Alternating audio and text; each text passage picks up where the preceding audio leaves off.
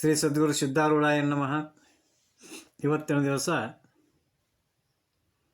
ಗುರು ಸೇವಾ ಮಾಡೋ ಅಂತಕ್ಕಂಥ ಒಂದು ಪದ್ಯವನ್ನು ನೀವು ನೋಡುವಂಥ. ಗುರು ಸೇವಾ ಮಾಡೋ ನೀನು ಪಾಮರ ಮೂಢ, ಗುರು ಸೇವೆ ಮಾಡದೆ ನರಸೇವೆ ಮಾಡತಿ, ತೋರಿಸುವವರ ಕಾನೆ ತಾಮಸ ನಿನ್ನೊಳು ಅಂತೇಳಿ ಈ ಒಂದು ಪಲ್ಲವಿಯೊಳಗೆ ಸಂತ ಶರೀಫ್ ಸಾಹೇಬರು ಹೇಳ್ತಾರೆ.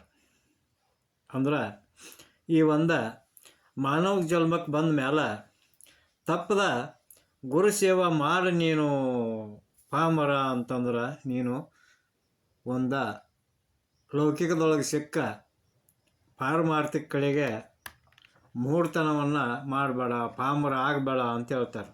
ಯಾಕಂತಂದ್ರೆ ಯಾವುದೋ ಒಂದು ಕ್ಷೇತ್ರದೊಳಗೆ ಯಶಸ್ವಿ ನಾವು ಪಡಿಬೇಕಾದ್ರೆ ಗುರು ಅಂತಕ್ಕಂಥವ್ರು ನಮಗೆ ಬೇಕು. ಅಲ್ಲದ ಗುರು ಭಕ್ತಿನೂ ಅತ್ಯಗತ್ಯವಾಗಿ ಬೇಕು. ಅದರಾಗ ಈ ಒಂದು ಆತ್ಮಜ್ಞಾನ ಪಡೆಯುವಂಥ ನಿಟ್ಟಿನೊಳಗೆ ಗುರು ಇಲ್ಲದ ಸಾಧ್ಯನೇ ಇಲ್ಲ ಅಂತೇಳಿ ಹೇಳ್ತಾರೆ. ಎಲ್ಲ ಅನುಭವಿಗಳ ಒಂದು ಅಭಿಪ್ರಾಯ ಕೂಡ ಅದಾಗೈತಿ. ಈ ಪದ್ಯದೊಳಗೆ ಶರೀಫ್ ಸಾಹೇಬರು ದುರ್ಗುಣ ಮತ್ತು ದುಶ್ಚಟ ಮಾರ್ಗದೊಳಗೆ ಬಿದ್ದ ಕರ್ಮದೊಳಗೆ ತೊಳಲಾಡ್ತಿರ್ಕಂಥ ಒಬ್ಬ ವ್ಯಕ್ತಿಗೆ ಬೈದು ಈ ಒಂದು ಪದ್ಯದೊಳಗೆ ಅವರು ಬುದ್ಧಿಯನ್ನು ಹೇಳಕತ್ತಾರೆ. ಮುಂದಿನ ನುಡಿಯೊಳಗೆ ಬಂದೇನು ಇಲ್ಲೇ ಕಂಡೆ, ಇಂದಿನ ಕರ್ಮಫಲವೆಲ್ಲ ಇಲ್ಲೇ ಉಂಡಿ, ಮುಂದಿನ ಮಾರ್ಗ ತಿಳ್ಕೊಳ್ಳೋ ಹುಚ್ಚು ಮುಂಡೆ, ಎಚ್ಚರಿಕಿಲ್ಲದೆ ಹುಚ್ಚನ ತೆರನಂತೆ, ಬೆಟ್ಟದ ಮರದಂತೆ ಕೆಟ್ಟನಾಗಲಿ ಬೇಡ ಅಂತೇಳಿ ಈ ಒಂದನೇ ನುಡಿಯೊಳಗೆ ಅವರು ಹೇಳ್ತಾರೆ. ಹೆಂಗಪ್ಪ ಅಂತಂದ್ರೆ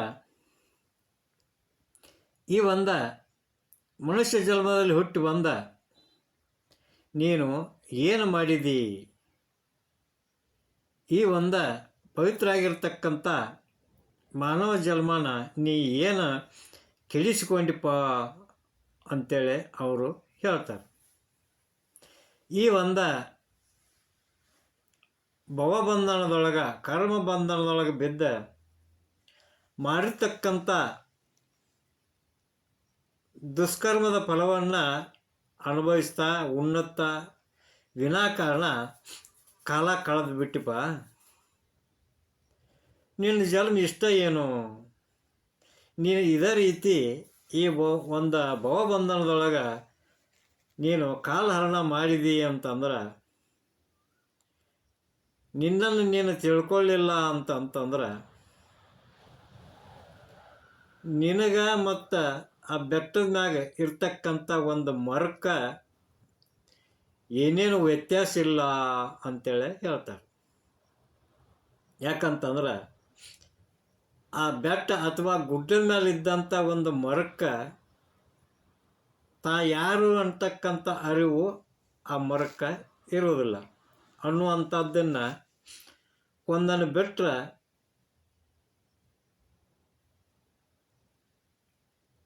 ಮನಕ್ಕೂ ಮನುಷ್ಯನಿಗೂ ಮತ್ತು ಆ ಮರಕ್ಕೂ ಏನೇನು ವ್ಯತ್ಯಾಸ ಇಲ್ಲ. ಕೆಟ್ಟ ಮನುಷ್ಯನಿಗಿಂತಲೂ ಬೆಟ್ಟದ ಮರ ಶ್ರೇಷ್ಠ ಅಂತ ಅವ್ರು ಹೇಳ್ತಾರೆ. ಯಾಕಂತಂದ್ರೆ ಈ ಪ್ರಾಪಂಚಿಕ ಜೀವನದೊಳಗೆ ಸಿಕ್ಕ ದುಷ್ಕರ್ಮಗಳನ್ನು ಮಾಡ್ತಕ್ಕಂಥ ಕೆಟ್ಟ ಮನುಷ್ಯನಿಗಿಂತಲೂ ಆ ಬೆಟ್ಟ ಗುಡ್ಡದ ಮೇಲೆ ಇರ್ತಕ್ಕಂಥ ಮರ ಭಾಳ ಶ್ರೇಷ್ಠ ಅಂತ ಅನಿಸ್ಕೊತೈತಿ. ಯಾಕಂತಂದ್ರೆ ಅದು ಮನುಷ್ಯರಂಗ ಯಾರಿಗೂ ಕೆಟ್ಟದ್ದನ್ನು ಮಾಡೋದಿಲ್ಲ, ಮಾಡಲಿಲ್ಲ. ಅದು ಆ ಮರ ಬದುಕಿರುವಷ್ಟು ದಿವಸ ಪರರಿಗೆ ಹಣ್ಣು ಹಂಪಲ ಕೊಟ್ಟತಿ, ಆ ಗಿಡದ ಬುಡಕ್ಕೆ ಬಂದಿತ್ತವ್ರಿಗೆ ನೆರಳು ಕೊಟ್ಟತಿ, ಆಮ್ಲಜನಕವನ್ನು ಕೊಟ್ಟ ತನ್ನ ಬದುಕನ್ನು ಸಾರ್ಥಕಪಡಿಸ್ಕೊಂಡತಿ. ಆದ್ರೆ ಈ ದುಷ್ಟ ಮನುಷ್ಯ ತಾ ಬದುಕಿರೋವರೆಗೂ ಇನ್ನೊಬ್ಬರನ್ನ ಕಾಡಿಸಿ ಪೀಡಿಸಿ ಪಾಪದ ಒಂದು ಗಂಟನ್ನು ಕಟ್ಟಿಕೊಳ್ತಾನು ಅಂತೇಳಿ ಹೇಳ್ತಾರೆ. ಇನ್ನು ಎರಡನೇ ನುಡಿಯೊಳಗೆ ಸಾಧುಗಳ ಸಂಘವ ಬಿಟ್ಟು ವಾದವ ಮಾಡಿ ಕಾದುವುದ್ಯಾತಕ್ಕೋ ಕೂಡಿ ವೇದವನೋದಿ ಅದೆಲ್ಲೋ ಮೂರ ಬಟ್ಟಿ ಬೋಧದ ಮಾರ್ಗವ ಸಾಧಿಸಿ ಸದ್ಗುರು ಪದ ಸೇವೆಗಳು ನಿರತನಾಗು ಬೇಗ ಅಂತ ಹೇಳ್ತಾರೆ. ಅಂದ್ರೆ ನಮ್ಮ ಒಂದು ಈ ಸಂಸಾರ ಜಂಡಾಟದೊಳಗೆ ನಾವು ಸತ್ಸಂಗವನ್ನು ಸೇರಲಿಲ್ಲ, ನಾವು ಸತ್ಸಂಗದೊಳಗೆ ಭಾಗವಹಿಸಲಿಲ್ಲ ಅಂತಂದ್ರೆ ಸಜ್ಜನರ ಅಥವಾ ಸಾಧುಗಳ ಸಂಘ ನಮ್ಗೆ ಆಗೋದಿಲ್ಲ. ಕಟ್ಟಿ ಮೇಲೆ ಕುತ್ಕೊಂಡ ಖಾಲಿ ಪುಗಿಸೆಟ್ಟಿ ವಾದ ಮಾಡಿ ವಾದ ವಿವಾದ ಮಾಡಿ ಜಗಳ ಮಾಡ್ಕೊಂಡು ನೀ ಕೊಟ್ಟಿ ಆದಲ್ಪ ಅಂತ ಹೇಳ್ತಾರೆ. ಮುಂದೆ ವೇದವನ್ನು ಓದಿ ಆದೆಲ್ಲೋ ಮೂರ ಬಟ್ಟಿ ಬೋಧದ ಮಾರ್ಗವ ಸಾಧಿಸಿ ಸದ್ಗುರು ಪದ ಸೇವೆಗಳು ನಿರತನಾಗು ಬೇಗ ಅಂತ ಹೇಳ್ತಾರೆ. ವೇದವನ್ನು ಓದಿ ಆದೆಲ್ಲೋ ಮೂರ ಬಟ್ಟಿ ಅಂದ್ರೆ ನೀನು ಸತ್ಸಂಗವನ್ನು ಸೇರಲಿಲ್ಲ ಅಂತ ಹೇಳ್ತಾರೆ. ಒಂದು ತನ್ನ ತಿಳಿವಿನ ಬಗ್ಗೆ ಅಹಂಕಾರ ಇರುವಂಥ ಅಲ್ಪ ಸ್ವಲ್ಪ ಓದಿಕೊಂಡಂಥವಾಗ ಈ ಒಂದು ನುಡಿಯೊಳಗೆ ಬುದ್ಧಿ ಹೇಳ್ಯಾರ. ನೀವು ಓದಿಕೊಂಡದ್ದು ಏನೋ ಪ್ರಯೋಜನಕ್ಕೆ ಬರುವುದಿಲ್ಲ. ಅಹಂಕಾರವಶವಾಗಿ ಸಾಧುಗಳ ಸತ್ಪುರುಷರ ಸಂಘವನ್ನು ಬಿಟ್ಟು ಹಾಳಾಗಿ ಹೋಗಾಕತ್ತಿ ನೀನು ಅಂತ ಹೇಳ್ತಾರೆ. ಯಾಕೆ ಈ ಮಾತು ಅವ್ರು ಇಲ್ಲಿ ಹೇಳ್ಯಾರಂತಂದ್ರೆ, ಯಾರೋ ಒಬ್ಬರು ಇಲ್ಲಿ ಒಂದು ಸಂದರ್ಭಾನುಸಾರ ಒಂದು ದೃಷ್ಟಾಂತವನ್ನು ಹಿಂದೆ ನಾವು ನೀವು ಎಲ್ಲ ಕೇಳೇವದನ್ನು ಇನ್ನೂ ಒಮ್ಮೆ ಈ ಸಂದರ್ಭಕ್ಕನುಸಾರವಾಗಿ ಇಲ್ಲೇ ನಾವು ಕೇಳೋಣಂತ. ಹೆಂಗಪ್ಪ ಅಂತಂದ್ರೆ, ಒಂದು ಊರಿಗೆ ಒಬ್ಬರು ಮಹಾತ್ಮರು ಬಂದಿದ್ದರು, ಸದ್ಗುರುಗಳು. ಈ ವೇದಾಂತದ ಶಾಸ್ತ್ರ ನಡೆದಿತ್ತು. ನಡೆದಂಥ ವೇಳೆಯೊಳಗೆ ಒಬ್ಬ ಓದಿಕೊಂಡಂಥವ ಅಂದ್ರೆ ಅಕ್ಷರ ವಿದ್ಯೆಯನ್ನು ಕಲಿತಂಥವ ಅವ ನಾ ಸಾಕಷ್ಟು ಓದೀನಿ ಅಂತಕ್ಕಂಥ ಒಂದು ಅಹಂಕಾರಿಯಾಗಿದ್ದ. ಅಂಥವನು ಕೂಡ ಆ ಒಂದು ಸತ್ಸಂಗದೊಳಗೆ ಬಂದ ಕುಂತಿದ್ದ. ಆವಾಗ ಅಲ್ಲಿರ್ತಕ್ಕಂಥ ಮಹಾತ್ಮರು ನಮಗೆ ಸದ್ಗತಿ ಸಿಗಬೇಕಾದ್ರೆ ನಮಗೆ ಗುರು ಬೇಕು, ಉಪದೇಶ ಮಾಡೋಕೆ ಸದ್ಗುರು ಮುಖ್ಯವಾಗಿ ಬೇಕೇ ಬೇಕು ಅಂಥೇಳಿ ಅವರು ಅಲ್ಲೇ ಪ್ರವಚನ ಮಾಡಕತ್ತಿದ್ದರು. ಅಂಥ ವೇಳೆದೊಳಗೆ ಆ ಒಬ್ಬ ವಿದ್ಯಾವಂತ ಎದ್ದು ನಿತ್ತ ಆ ಗುರುಗಳಿಗೆ ಪ್ರಶ್ನೆ ಮಾಡ್ತಾನೆ. ಏನು ಪ್ರಶ್ನೆ ಮಾಡ್ತಾನೋ ಅಂತಂದ್ರೆ, ಏನ್ರಿಪ್ಪ ಮತ್ತು ನಾವು ಶಾಲೆ ವಿದ್ಯೆ ಕಲ್ತೀವಿ ಸಾಕಷ್ಟು, ನಮಗೇನು ಓದಕ್ಕೆ ಬರ್ತೈತಿ, ನೀವು ಈ ಹೇಳುವಂಥ ವೇದಾಂತವನ್ನು ನನಗೆ ಓದಕ್ಕೆ ಬರ್ತೈತಿ, ನಮಗೆ ಓದಕ್ಕೆ ಬರ್ತೈತಿ, ತಿಳ್ಕೊಳಕ್ಕೆ ಬರ್ತೈತಿ ಅಂದಮ್ಯಾಗ ನಮ್ಗ್ಯಾಕೆ ಗುರು ಬೇಕು ಅಂಥೇಳಿ ಆತ ಪ್ರಶ್ನೆ ಮಾಡ್ತಾನೆ. ಪ್ರಶ್ನೆ ಮಾಡಿದಾಗ ಅಲ್ಲಿ ಶಾಸ್ತ್ರವನ್ನು ಹೇಳ್ತಕ್ಕಂಥ ಸದ್ಗುರುಗಳು ಅವನಿಗೆ ಆ ಒಂದು ವೇದಾಂತದ ಪುಸ್ತಕವನ್ನು ಅವನ ಕೈಯೊಳಗೆ ಕೊಟ್ಟ, ಇದರೊಳಗೆ ಬರೆದಂಥ ವಾಕ್ಯವನ್ನು ನೀವು ಓದಿ ಹೇಳಪ್ಪ, ನಮಗೆ ತಿಳಿಸಿ ಹೇಳು ಅಂತ. ಆವಾಗ ಆ ವಿದ್ಯಾವಂತ ವ್ಯಕ್ತಿ ಆ ಒಂದು ವೇದಾಂತ ಪುಸ್ತಕವನ್ನು ಕೈಯಲ್ಲಿ ತೆಗೆದುಕೊಂಡ ಓದ್ತಾನು. ಅದ್ರಾಗ ಏನು ಬರೆದಿರ್ತೈತಿ ಅಂತಂದ್ರೆ, ಕತ್ತೆ ನೀರೊಳಗೆ ಬಿದ್ದು ಸುಟ್ಕೊಂಡು ಸತ್ತಿ ಅಂತೇಳಿ ಒಂದು ವಾಕ್ಯ ಅದರೊಳಗೆ ಬರೆದಿರ್ತಾರೆ. ಅದನ್ನು ಆತ ಓದಿದವನ ಹೇಳ್ತಾನೆ, ಗುರುಗಳ ಇದ್ರಾಗೇನು ದೊಡ್ಡ ವಿಷಯ ಐತ್ರಿ, 4 ಅಥವಾ 5ನೇ ಕ್ಲಾಸ್ ಒಳಗೆ ಓದುವಂಥ ಹುಡುಗರು ಇದನ್ನು ಓದ್ತಾರೋ. ಏನು ಬರ್ತೈತಿ ಅಂದ್ರೆ, ಕತ್ತಿ ನೀರಾಗ ಬಿದ್ದ ಸುಟ್ಕೊಂಡು ಸತ್ತಿ ಅಂತ ಬರ್ತೈತಿ, ಇದ್ರಾಗೇನು ದೊಡ್ಡದೈತ್ರಿ, ನೀವೇನು ಶಾಸ್ತ್ರ ಹೇಳ್ತೀರಿ ಅನ್ನ. ಅವಾಗ ಗುರುಗಳು ಅಂದರು, ಆತ್ಪ ನೀ ಹೇಳ್ದಂಗೆ ಅದನ್ನು 4 ಅಥವಾ 5ನೇ ಒಳಗೆ ಕಲಿಯುವಂಥ ಹುಡುಗರು ಓದ್ತಾರೆ ಖರೆ, ಅಲ್ಲಿ ಒಂದು ವಿಷಯ ಐತಮ್ಮ. ಅದು ಏನು ಅಂತಂದ್ರೆ, ಕತ್ತಿ ನೀರಾಗ ಬಿದ್ರೆ ನೀರು ಕುಡ್ದ ಇಲ್ಲ ಈಶಾಡಕ್ಕೆ ಬರಲಿಲ್ಲ ಅಂದ್ರೆ ಸಾಯ್ಬೇಕಾಗಿತ್ತು, ಅದು ನೀರಾಗ ಬಿದ್ರೆ ಸುಟ್ಕೊಂಡು ಹೆಂಗೆ ಸಾಯ್ತೈತಿ ಅದನ್ನು ಹೇಳಿ ನನಗೆ ಅಂದ್ರಂಥವ್ರು. ಅವಾಗ ಅವ ಓದಬಲ್ಲಂಥ ವಿದ್ಯಾವಂತ ಅನ್ನಂತ, ಇಲ್ರಿ ನಮಗಿದು ಗೊತ್ತಾಗೋದಿಲ್ಲ. ಇದು ಹೆಂಗೆ ನಿನಗೆ ಗೊತ್ತಾಗೋಲ್ಲಲ್ಲ ತಮ್ಮ, ಇದನ್ನು ಗೊತ್ತು ಮಾಡಿ ಕೊಡಾಕನ ಒಬ್ಬ ಗುರು ಬೇಕು. ಅದಕ್ಕೆ ಏನು ಗೂಢಾರ್ಥದೊಳಗೆ ಏನು ಬರೆದಿಟ್ಟಾರಲ್ಲ ಅದನ್ನು ತಿಳಿಸಿ ಹೇಳಾಕ, ಬರೀ ಓದಾಕೆ ಬಂದ್ರೆ ಸಾಲೋದಿಲ್ಲ, ಅದನ್ನು ಅದರ ಅರ್ಥವನ್ನು, ಒಳಾರ್ಥವನ್ನು, ಪಾರಮಾರ್ಥಿಕ ಅರ್ಥವನ್ನು ತಿಳಿಸಿ ಹೇಳುವಂಥ ಒಬ್ಬ ವ್ಯಕ್ತಿ ಏನದನಲ್ಲ, ಮನುಷ್ಯ ಏನದನಲ್ಲ, ಅವನ ಗುರು, ಅವನ ಸದ್ಗುರು. ಅದಕ್ಕೆ ಈ ಒಂದು ಪಾರಮಾರ್ಥ ಸದ್ಗುರುವಿನ ಒಂದು ಮಾರ್ಗದರ್ಶನ ಇಲ್ಲದ, ಸದ್ಗುರುವಿನ ಒಂದು ಉಪದೇಶ ಇಲ್ಲದ ಇದು ತಲೆಗೆ ಹತ್ತಂಗಿಲ್ಲ. ನಮಗೆ ಇದನ್ನು ಈ ಮಾರ್ಗದೊಳಗೆ ನಾವು ನಡಿಬೇಕು ಅಂದ್ರೆ ಅವಶ್ಯವಾಗಿ ಸದ್ಗುರು ಬೇಕು ಅಂತೇಳಿ ಹೇಳ್ತಾರೆ. ಹಂಗೆ ಆ ವ್ಯಕ್ತಿಗೆ ಆ ಒಂದು ವಿಚಾರವನ್ನು ತಿಳಿಸಿದಾಗ ತನ್ನ ಅಹಂಕಾರವನ್ನು ಬಿಟ್ಟು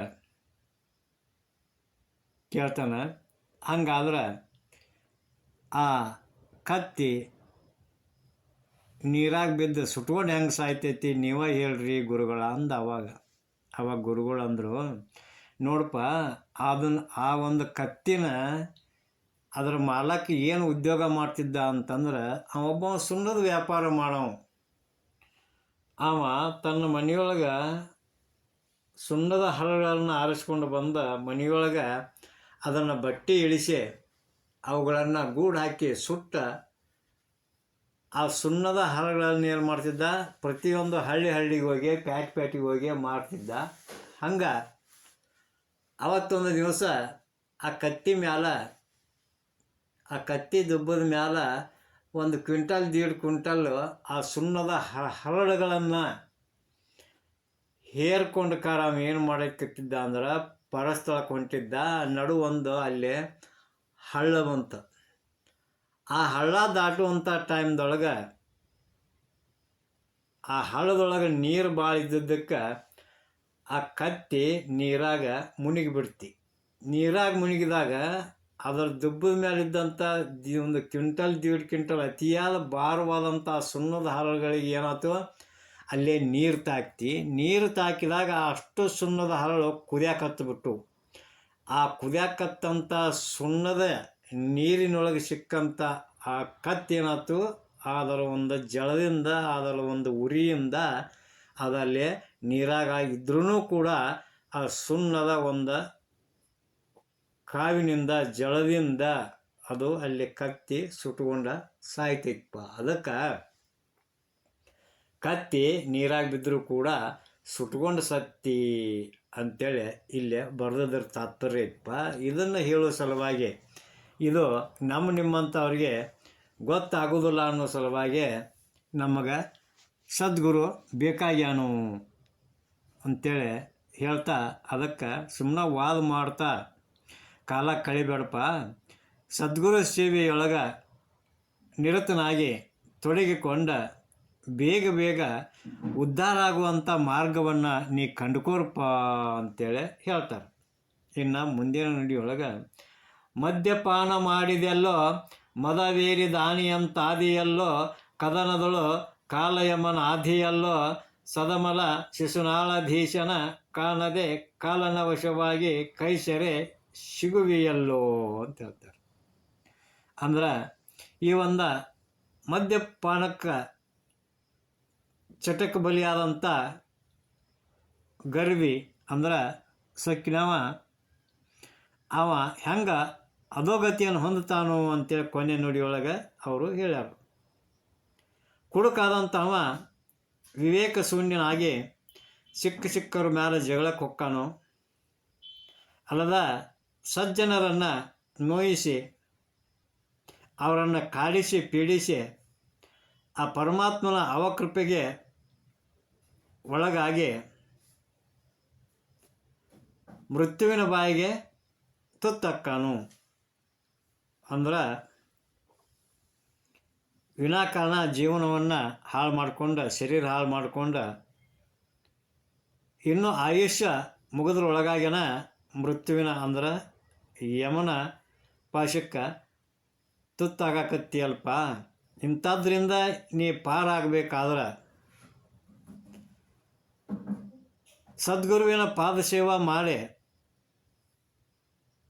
ಅವರು ತೋರಿದಂಥ ಸನ್ಮಾರ್ಗದೊಳಗೆ ನೀ ನಡೆದದ್ದಾದ್ರೆ ನೀ ಉದ್ಧಾರಕ್ಕಿಪ್ಪ. ಅದಕ್ಕೆ ಆ ಸದ್ಗುರು ತೋರಿಸಿದ ಸನ್ಮಾರ್ಗದೊಳಗೆ ನಡೆದ ನೀ ಉದ್ಧಾರ ಆಗುವು ಅಂತೇಳಿ ಹೇಳ್ತಾರೋ ಅನ್ನುವಲ್ಲಿಗೆ ಇವತ್ತಿನ ಪ್ರವಚನ ಕಾರ್ಯಕ್ರಮವನ್ನು ಮುಕ್ತಾಯಗೊಳಿಸ್ತಾ, ನಾಳೆ ಹಾಕಿದ ಜನಿವಾರವ ಅಂತಕ್ಕಂಥ ಪದ್ಯವನ್ನು ನೀವೆಲ್ಲ ಚಿಂತನೆ ಮಂಥನ ಮಾಡೋಣ ಅಂತ ಹೇಳ್ತಾ ಇವತ್ತಿನ ಒಂದು ಪ್ರವಚನಕ್ಕೆ ಮಂಗಲವನ್ನು ನೀಡೋಣಂತ. ಜೈ ಮಂಗಲಂ, ಜೈ ನಮಃ ಪಾರ್ವತೀಪತಿ ಶಿವ ಹರ ಹರ ಮಹಾದೇವ. ಶ್ರೀ ಸದ್ಗುರು ಸಿದ್ಧಾರೂಢಾಯ ನಮಃ. ಶ್ರೀಮನ್ ನಿಜಗುಣ ಶಿವಯೋಗಿ ಮಹಾರಾಜ್ ಕಿ ಜೈ.